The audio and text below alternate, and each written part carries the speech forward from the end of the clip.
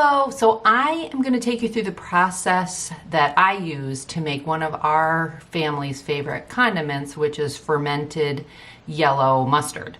We only make it a couple of times a year because it keeps for so long. So every few months I make another batch, and it's super easy to make and everyone loves it. So you are going to see me making a huge batch. I think I'm making a batch times 6. But I will give you the measurements for one single batch. Okay, so my first obvious ingredient is yellow and brown mustard seeds. I get these locally, just at a local store by weight, so I don't have to buy a million little spice jars. So I have, in a regular recipe, again, this is the recipe times 6, the amount I have here, but in a regular recipe, it's 1/4 cup yellow mustard seeds and 1/4 cup brown mustard seeds. The next ingredient that can be a little tough to get is fresh turmeric root. So I actually just got this at our regular grocery store in the herb aisle, in the where the produce is. I have also gotten it in our local health food store. They used to carry dehydrated turmeric root, which I would just rehydrate it. So that was actually really handy because I could just keep it on hand and use it whenever. I have also frozen fresh turmeric root, which works totally fine because you end up just blending this together, so it doesn't matter that it gets a little mushy. I have never tried turmeric powder, but that might work as well.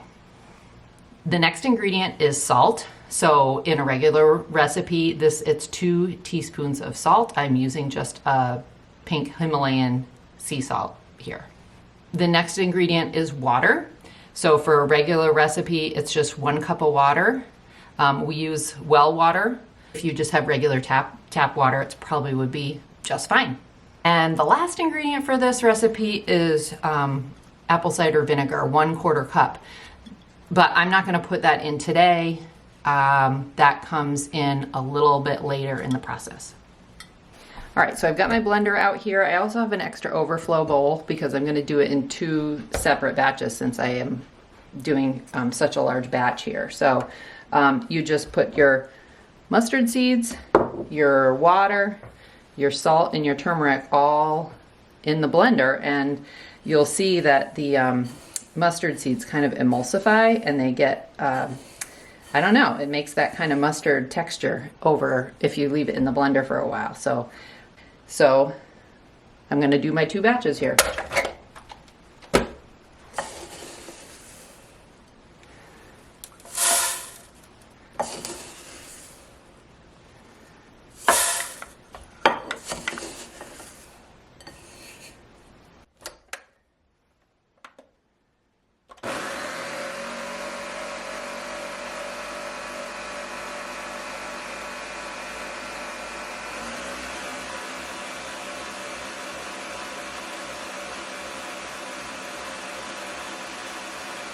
Okay, so I have my first half of the big batch done, and you can see it took a little while, but it does emulsify and thicken into this mustard consistency. So I'm gonna get the second batch going as well.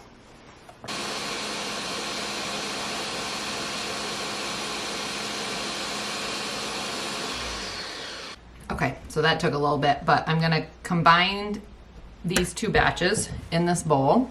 I'm going to mix them together. It will likely continue to thicken over the next few days. So the next step is the fermentation process. So I'm going to let this sit on the counter. I'm going to cover it and let it sit on the counter for 3 days and let it ferment.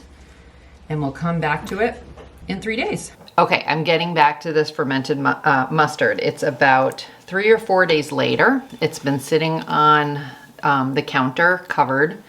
So I am going to mix in the apple cider vinegar and then get it jarred up. I save little jars that other things come in.